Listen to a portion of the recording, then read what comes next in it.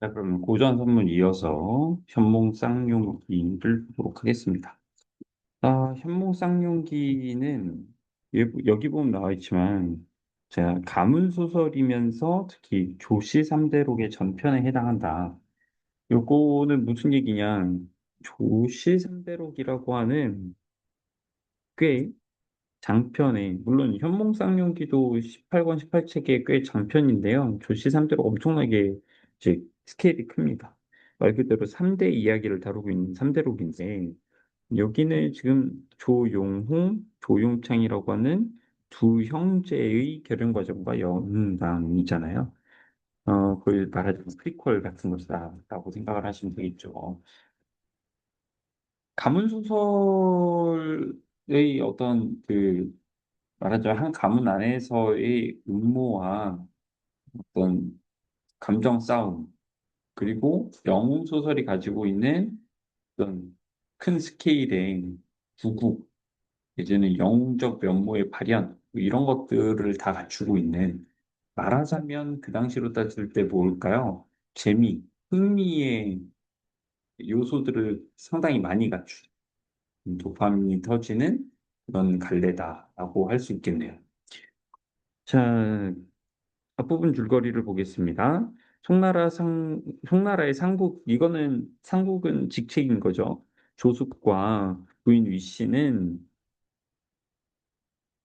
신이한 꿈을 꾸고, 자, 꿈 나왔습니다. 비정상적인 출생. 그리고 조숙이라고 하는 사람이 상국이라고 하는 벼슬을 가지고 있죠. 이것도 고귀한 혈통이죠. 용홍과 용창을 낳는데 대원수의 기질을 가진 용홍, 이미 미래가 정해져 있어. 대원수야. 그리고 승상의 기품을 가진 용창. 대원수라고 하는 것은 군권을 모두 물려받은 사람이기 때문에요. 보통 평시, 그러니까 전시가 아닐 때에는 그렇게 나타나지 않는 그런 직책이죠. 그런데 어, 승상이라고 하면은 내치, 그러니까 안에서의 정치를 얘기하는 거다 보니까, 그러면 요거는 뭐냐? 요거는 이제 평화시라고 생각을 하시면 되겠습니다.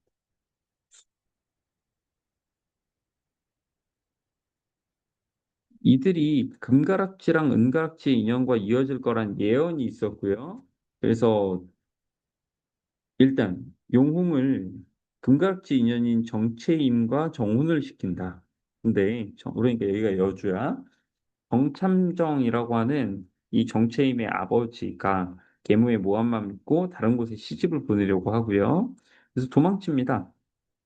왜냐하면 서로 저기 이미 정혼한 사람이 있고 운명이 있다고 믿었기 때문에 도망칩니다. 그러다가 쫓기면서 강물에 몸을 던지고 그때 용훈과 용창이 그들을 구하는데 특이한 경우죠. 우연적 전개. 그래서 물에 빠져 죽으려 하던 두 명의 서동을 불러서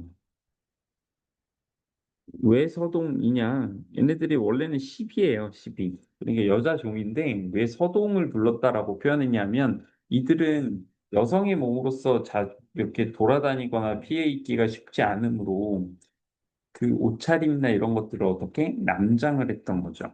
그래서 서동이라고 생각하고 부르는데 사실 진짜로 남자로 본 건 아니야. 왜냐하면 너희와 주인의 몸을 보니 두건과 의복이 있으나 니네 남자 아니지. 눈썰미가 있어. 왜 돌아다니? 똑바로 얘기해봐. 우리는 너를 해치는 사람들이 아니니까 제대로 얘기만 하면 돼. 살려준 것도 그렇고 근본을 묻는 것, 이유를 물어보는 것 자체가 그냥 뭐 욕심을 내거나 이런 게 아니라 정확하게 파악해 보려는 신중함이 있다는 거죠. 두 공자를 보니까 와꾸도 괜찮아.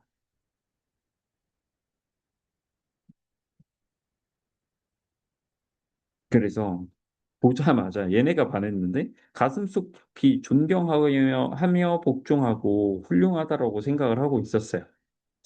야, 우리와 주인을 살려내고 대단하다. 그리고 너무나 이거 결국 위에랑 똑같은 말이죠. 어, 풍채나 모양이나 이런 것들이 너무 훌륭하다. 똑바로 얘기를 할까? 바른 대로 고하여 처리하는 것을 보아야겠다. 우리는 민가의 10이고요. 남자는 아닙니다. 맞습니다. 잘 보셨습니다. 네. 큰 문제를 당해서 그래서 남자의 옷을 입고 돌아다니고 그래서 자세한 얘기는 하지 못했습니다. 강도가 쫓아와서 도망쳐서 죽을 뻔했는데 도망치다가 물에 뛰어들어서 죽을 뻔했는데 "당신들 덕분에 살았다. 고맙다." 음.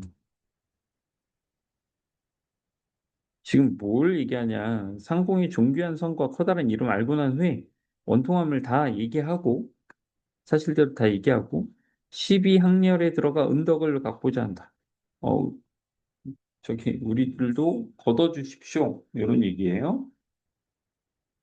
두 공자는 두 사람의 언사가 민첩하고 충의를 지닌 시비인 걸 알고 '야 이런 종을 거두다니. 보는 눈이 있구만.' 요런 얘기를 한 거죠. "너희들이 주인을 위하는 충성스러운 마음은 기특하다. 우리는 이런 사람들이다. 너네 서러울 사람이면" 그러니까 우리가 살고 있는 대한민국의 서울이 아니라 여기는 이제 중국의 서울을 수도를 얘기하는 거죠. "조상국 모르진 않을 거다. 역시 지체 높은 양반이란 얘기지." 근데 진짜로 알았어. '맞네. 그러면 자기 소저가 정혼한 그 사람들이구나.' 근데 혹시 모르니까 자세히는 얘기 못 하고 "수조께 여쭤볼게요."라고 하고 한 거지. 알고는 있어요 사실은. 내가 외가로 가지 않고 분주하게 다닌 건 조숙모에게 부끄럽고 아버지의 허물을 드러낸 그러니까 자기들이 지금 말하자면 도망쳤는데 근데 단순한 도망이 아니라 거의 쫓겨나다시피 도망친 것이고 그 이유는 뭐예요? 계모지. 계모가 아버지를 현혹해서 아버지가 이 계모가 하는 말들을 고지고대로 듣는 바람에 이 상황이 된 거잖아요. 근데 이걸 가지고 다시 숙모에게 얘기하고 그러면 아버지를 결국 욕보이는 셈이라서 그걸 못하고 있던 거예요. 그런데 이걸 하물며 결혼하게 될 저 공자들한테 이걸 얘기하면 '아 그건 좀 너무 부끄럽다.' 그래서 대충 둘러대자. 타양에 있다가 서울에 친척 찾으러 왔다가 우정 만났고 그래서 죽을 뻔했다.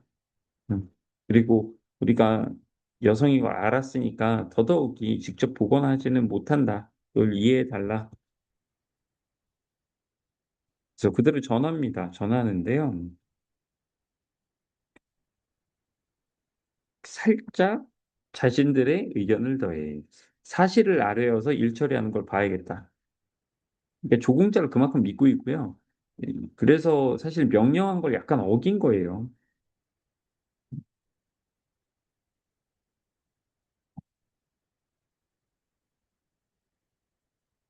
자 그래서 일단은 시키는 대로 얘기했죠. 음 오케이. 시키는 대로 먼저 얘기를 했고요. 아하 일을 어떻게 할까 주저하고 있는데 이때 두 명의 시비가 다시 머리를 조아리며 이제 지들 맘대로 얘기한다. "사실대로 얘기할게요. 저희들은 정참정의 딸의 시비로서 정혼했던 거 아시죠?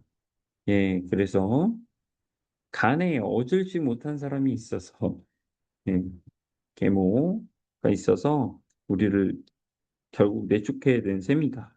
근데 외가로 가려고 했는데 그 어르신께서 외할아버지는 성품이 엄석해서 반드시 분명히 "뭐? 이런 덜 떨어진 놈이 응? 계모한 그 첩한테 홀려 가지고 내 외손녀들을 내친다고 못 참겠다." 이러실까 봐 이 얘기를 알리지 못하고 있던 거죠. 자 그래서 이런 사연이 있었고 은혜를 만나서 살아났다. 고맙다." 이런 얘기고요. 어 두 공자는 이제 사실을 알았죠. 그리고 그 얘기를 듣자마자 계모 박씨라고도 바로 알고 있는 눈치 빠른 친구들. "자 너희들은 소저를 보호하고 내가 집에다가 이 상황 전달해 줄게." 자, 그리고 두 공자는 눈치 있게 근본 모르는 체 하고요. 소저는 자기들의 말을 전함과 동시에 또 지들 맘대로 자기 근본을 밝히고 소저들을 보호하고 있다는 사실을 모르고 있습니다. 두 공자가 종에게 명령해서 안전한 처소로 치우고 정리하여 소저를 편안하게 안정시키고 식사하고 지금 철저한 케어죠. 소저가 있다는 것을 누설지 말라.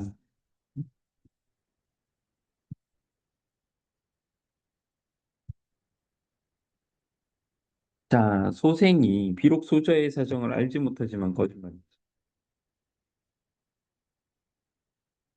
선의의 거짓말이야, 근데. 알면 부담스럽고 힘들 테니까. 우리 따라서 오면 좀 낫지 않겠느냐, 이런 얘기고요. 지금까지의 일을 생각하면 너무 놀랍긴 한데, 그래도 이게 맞을 것 같다. 음, 그래서 좀 편안하게 있는 거죠. 두 명의 시비와 더불어 조생의 의기를 감탄하였으나 두공자가 자기 근본을 들은 줄은 알지 못했다. 얘기 안 했으니까 알지 못했겠죠.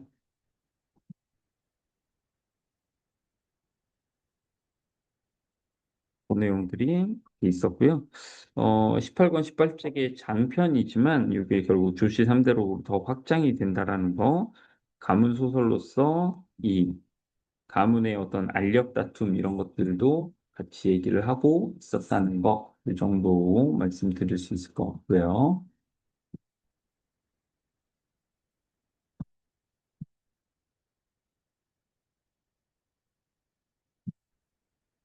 자, 그 다음은 대관제 몽유록입니다. 몽유록이라고 하면 보통 이 작가가 이제 주인공으로 나와서 꿈을 꿉니다. 그래서 이걸 이제 인몽이라고 하죠.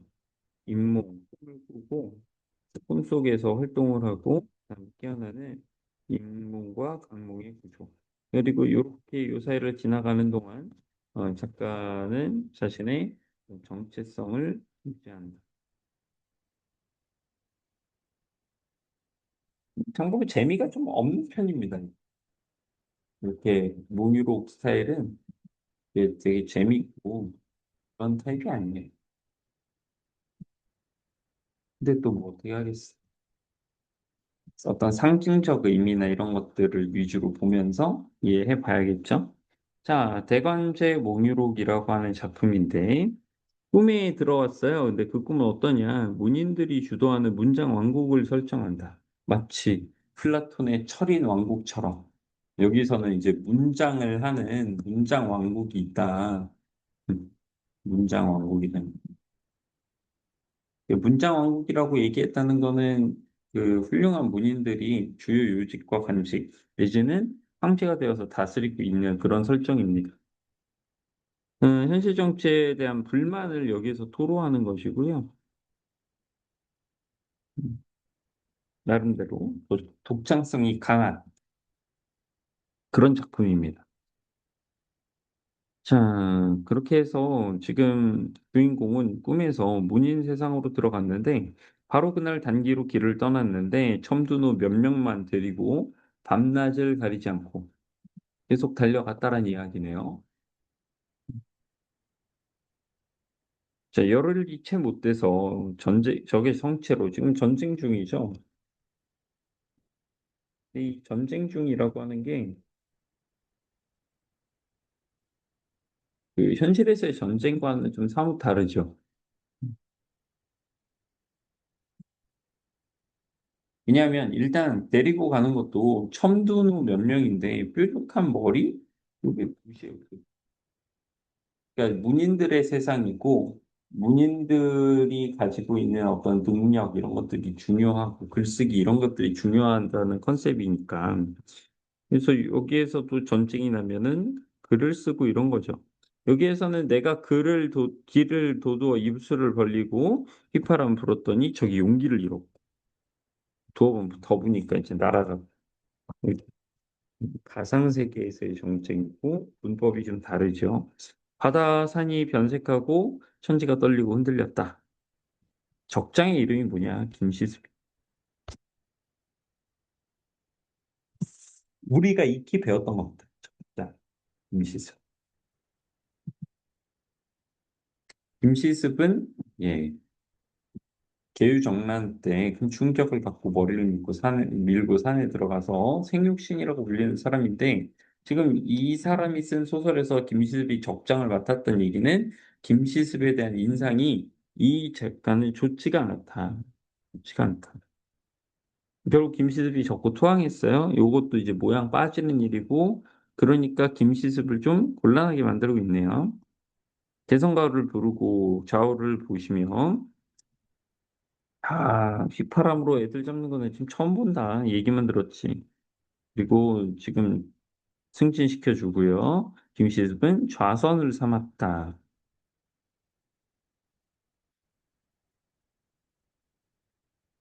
자, 그래서 여기에서 지금 시간이 엄청 빨리 지나가죠. 무기 영화를 누리는데 엄청 빠르게 지나간다. 그만큼 즐겁고 신나는 시간이었겠네요. 신화된 도리로 사사로이 주제할 수 없다. 그러니까 서로 이 물건 청탁 같은 거 안 받는다 이런 얘기죠. 그리고 높은 지위에 올라갔는데 누굴 좀 까냐면 이규보를 깝니다.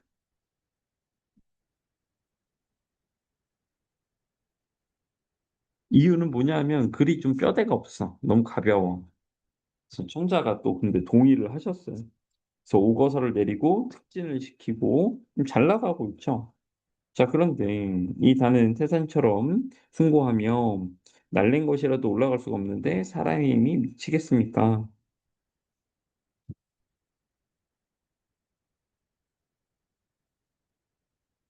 자, 그래서 두 선녀와 난세와 하긴 이끄는 수레를 타고 나타나더니 누가 천자가 나타났습니다. 그래서 바로 황제가 있는 곳으로 가고 대당 천자의 신 두보. 황제는 두보야. 여기에서는 지금 최치원이 왕을 맡고 있는데 친구 200을 붙잡아서 사단에 모였습니다.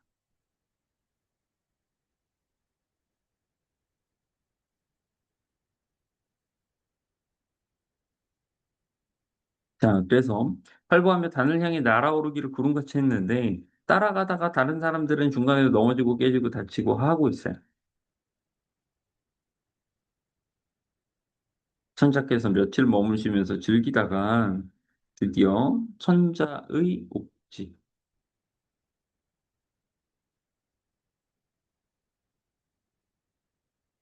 네, 천자가 가지고 있는 지령인 거죠. 자, 이하를 보고 옥류기를 외우게 하고 왕이지가 쓴 글씨를 벽에 걸게 하노라 감탄했던 사람들이네요. 시기나 두천자는 문장으로 300편의 유작이 있고 하물며 짐의 여러 신하 중에 한 사람이라도 이들과 같은 재능이 있는 자가 있겠냐?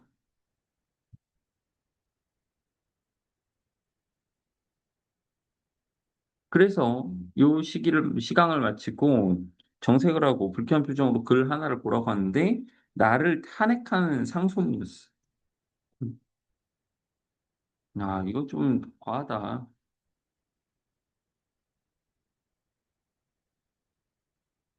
조물이 공을 꺼리는 것이 있어. 조물주의 시기를 받을 수도 있어. 그러니까 이제 뭐 큰 전쟁 같은 건 다 끝났고 아까 어떤 승상과 대원수가 있잖아. 지금은 승상이 필요한 시기가 되었단 말이야. 옛날 직분으로 돌아가라. 돌아가려니까 막 눈물이 앞을 가려요. 그러다가 상국 이색이 등을 쓰다듬으면서 깨어서 끌고 왔고요. 여기서 뭐 하냐? 배를 갈라버리는 거야. 그리고 먹물을 막 때려 부어요. 여기에 결국 만나게 될 테니까 걱정하지 마시게 라고 하고 깨어나 보니까 병든 아내가 뭐 하고 있어요? 병든 아내가 이제 막 끙끙거리고 있는 거지. 다른 팔자소관이고 나는 사후세계의 훌륭한 사람으로 다시 태어날 거야 라고 하네. 정신 승리화,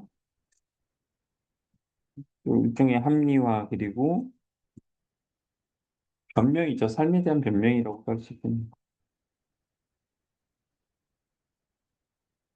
자, 금방울전입니다. 금방울전. 금방울전은 보니까 전체 줄거리도 굉장히 길죠. 주인공이 둘 있다라고 생각을 해보시면 돼요. 해룡. 그리고 금방울인데, 금방울이 아주 신기한 능력을 가지고 있는 조력자로서 나타나는,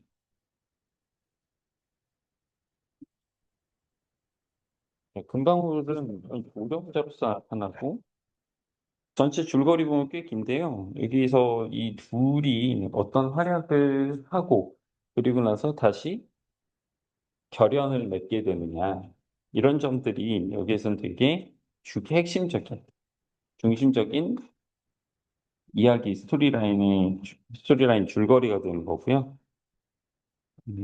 전체 줄거리 한번 천천히 읽어보시면 이게 또 출제가 이것저것 됐거든요. 그래서 다른 부분이 나오는 것도 가능하다. 다른 부분 나오는데 전혀 이제 감을 못 잡고 이게 뭐지? 해룡 어디서 들어봤는데? 그러면 좀 힘들어질 수가 있으니까요. 전체 줄거리 한 번은 일독하는 것을 하겠습니다. 자, 내용 볼게요. 해룡이 밤낮을 가리지 않고 황성에 갑니다. 자, 다들 만세를 부르고 있어요. 모두 신나. 황후는 공주를 찾아옴을 들으시고, 아, 해룡이 지금 찾아왔구나. 너무 기뻐해서 통곡하고 그러고 있습니다. 공주는요, 거기에서 너무 힘들었던 일들 떠올리긴 하는데, 그때를 회상하면서 보니까 뭐가 있어요? 아, 꿈속에서 어떤 조력자에 의한 예지몽, 그런 것도 있었죠. 그렇게 해서 만나게 된 게 이 해룡입니다. 해룡의 전생은 또 이제 잘 나가는 용왕의 셋째 아들인가 그렇죠? 자, 그리고 이 모든 과정에서 또 누가 같이 등장을 하느냐? 금령, 금방울이죠. 해룡이네 엄마가 해룡이 어렸을 때 잃어버렸었거든요. 그래서 그 보고 싶다가 이제 죽게 된 거지. 그래가지고 죽고 나서의 죽고 나서 금방울이 그 보은초라고 하는 풀을 가지고 되살리게 됩니다.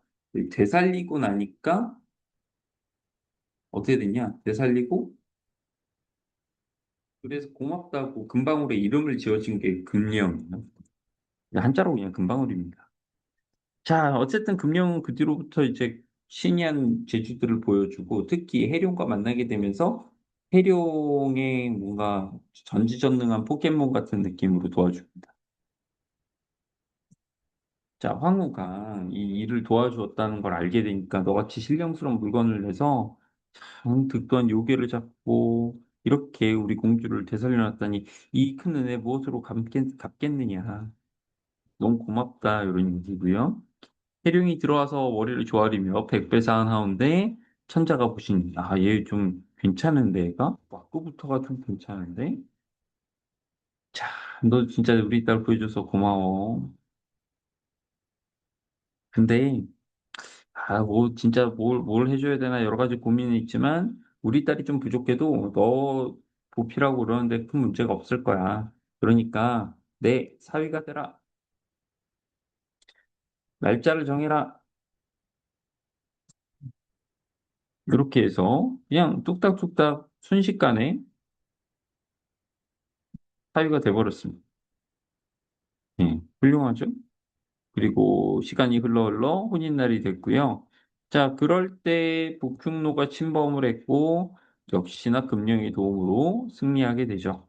이후 해룡은 어사가 되어 여러 고을 순찰하는 과정을 하게 됩니다. 자, 서울로 향할 때 길이 뇌양현을 지나는지라 또 숙소에 전화하는데 본관사또랑 함께 이야기를 합니다. 사실 이 본관사또가 장해룡, 그러니까 해룡의 친아버지죠. 얘기하다 보니까 말이 너무 잘 통해. 피가 땡겼나? 너무 잘 통하는 거예요. 그러면서 이제 뭐 얘기하고 거의 머물고 있었는데 피곤해가지고 잠깐 졸았을 때 백발노인이 등장합니다. 야, 너 되게 잘 살고 능력도 좋고 다양하게 경험도 했고 다 좋은데 위협도 있고 근데 너 지금 낳아준 부모를 곁에 두고도 찾지 아니하여 평생의 죄인이 되려고 하니 내가 진짜 부끄럽고 슬프다. 응? 무슨 소리지? 자, 어사가 문득 본지 벽 위에 족자가 하나 걸려 있는데요. 어? 잠깐, 저거 뭐예요? 제가 어렸을 때 아들 하나를 낳았는데 잃어버렸습니다. 전란 중에. 그 전란 중에 잃어버릴 때의 그림을 웬 금방울 같은 애가 딸랑딸랑해서 가져왔는데 그걸로 나를 위로하는 것 같아서 이렇게 그려둔 그림을 걸어놓고 보고 있습니다. 짜잔, 이거 저도 있어요. 용. 아니, 이거 어디서 났어요? 제발, 우리 아들, 잃어버린 아들하고 관련된 일이 있으니, 솔직하게 좀 잘 얘기를 해 주십시오. 라고 했더니, 나도 금방울, 나도 금방울. 그래, 나도 금명에 대해서 할 말이 있노라. 라고 얘기하면서, 금방울이 물어온 거, 요것도 다시 밝히고 있습니다. 그리고, 우리 아이 등에는, 북두칠성처럼 7개 사마귀가 나 있는데, 아버지. 네. 그래서 편집자도 이거 엄청난 일이라고 이야기하는 부자 간의 상봉이 이루어집니다. 아, 이제서야 부모님을 뵙게 되어 그 제가 죽어도 섭섭하지 않겠으나 우리를 보호하사 금령이에게 지시하여 우리가 이렇게 만날 수 있는 그런 여건, 상황을 만들었네요.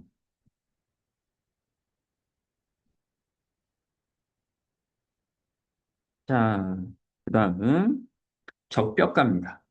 적벽가. 적벽대전이란 말을 들어보셨는지 모르겠습니다. 저도 삼국지를 간간히 읽어봤지만 또 이렇게 막 매니아처럼 정통한 건 아닌데요.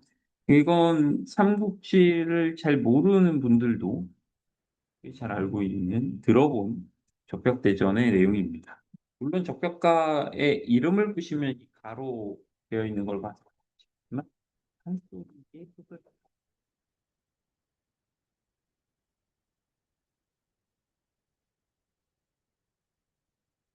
자, 바야흐로 건한 12년 11월 15일입니다. 조조가 나오는데요.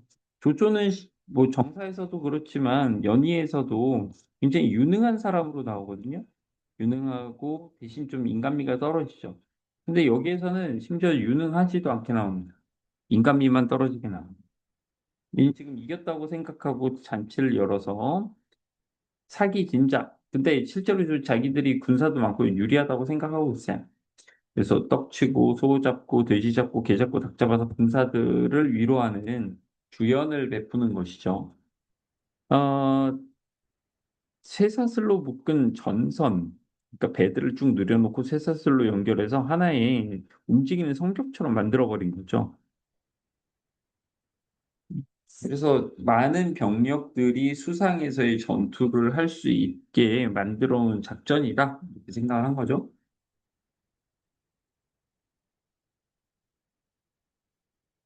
자, 조조의 거동을 좀 보자면, 이제 화려하게 잘 차려입고, 창도 메고 칼도 차고 차례로 벌였는데, 달이 뜨니까 개나 같다. 음. 장강일 때의 모습을 보여주고 있는데요. 아, 너무나도 공활하여 호기가 막 절로 나고, 주변에. 봐라, 난 이 창으로 황건적도 물리치고, 여포도 붙잡고, 얘네들 다 그냥, 음, 내가 정복했어. 근데 하나 남았어. 또 드디어 강남까지 잡으면 나는 이제 천하를 가지게 되는 셈이.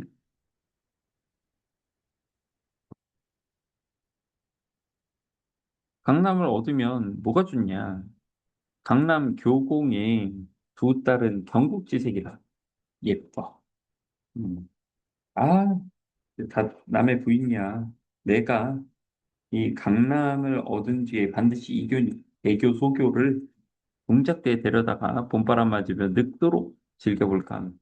그러니까 실제로 강남을 정복하는 이유가 무슨 대의가 있어서가 아니라 예쁜 여자들 지금 소문난 심지어 결혼을 했는데 데려다가 자기가 부인으로 삼겠다 이런 욕심이 있네요. 주유와 노숙은 천시를 모르느냐, 하늘의 때를 모르느냐, 내 군사의 거짓 항복, 내 복심이 되었으니 하늘이 도. 보면 얘기가 설명이 좀 나와 있죠. 순곤에게 거짓으로 항복시켰다. 그리고 이것마저도 속이는 반전의 반전의 반전. 아유, 이놈들. 근데 지금 조조는 자기의 꽤 속았다라고 생각하고 있는 거죠. 자, 그럴 때 까마귀가 갑자기 옵니다. 뭐죠? 어, 까마귀의 달이 밝으니까 새벽이라고 생각해서 우나 봅니다. 라고 하니까 교만한 노래를 부릅니다. 자, 인생 얼마인가? 그런데 갑자기 이 노래 구절에 아까 까마귀를 봐서 그런지 까마귀 남쪽으로 날아가는데 의지할 만한 가지가 없구나라는 노래 가사를 넣었어요. 근데 이 중에 유복이라는 양주 자사인 사람이 있는데 잠깐만요. 좀 불길한데요? 까마귀가 남쪽으로 날아간다? 의지할 가치가 없다? 아, 좀 별론데? 네가 감히 내 창작물에 토를 달아? 불길하다 이런 얘기를 해? 그래서 바로 창으로 찔러 죽입니다. 이 조조의 어떤 비인간성을 보여주는 내용이죠. 방금 전까지 이 창으로 엄청나게 큰 일들을 해낸 것처럼 얘기했지만 이런 식으로 아주 사리사욕을 채우거나 그냥 개인적 감정 해소로 쓰고 있던 것이었죠. 자, 조조의 군사들 전쟁 앞두고 있는데 조조만 신났지 군사들은 실제로 죽을 수도 있기 때문에 그리고 집을 떠나와서 집에 다양한 농사도 지어야 되고 할 일들이 많은데 그걸 못하고 있는 거지. 또 여기에서 그냥 죽을 수도 있고. 자, 옆에 무슨 울음소리 새끝같이 되게 나더라도 좌중이 의심합니다. 무슨 일이지? 그러니까 번거지가 울고 있고요. 뭐야? 번거지 뭐냐? 버리려고 그랬는데 막 바둥거려요. 야야야, 내 목 놔. 이런 얘기고. 뭐냐? 화병이다. 물지르는 병사야. 얘네들 우파루파 이용해서 이제 화공을 쓰려고 했던 건가. 참, 키는 쥐방울 만한 게 말소리는 똑똑하네. 야, 뭐, 너 뱃속에 무슨 서름이 있니? 지금 원래 이 얘기 하던 거라서. 내 서름이 진짜야. 들어봐. 음.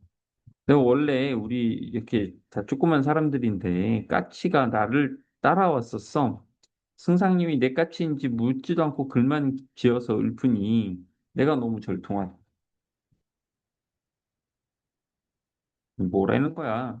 라고 반응했고요. 너희는 가까운 거 버리고 먼 곳만 생각하는데 너희들 몸, 가장 가까운 너희들 한 몸이나 생각해라. 왜냐? 승상, 조조는 그러니까 아랫사람을 생각하지 않으니까 남는 건 교만밖에 없고, 이러다가 이제 우리 어떻게 되겠냐. 끝내 다 죽을 거야.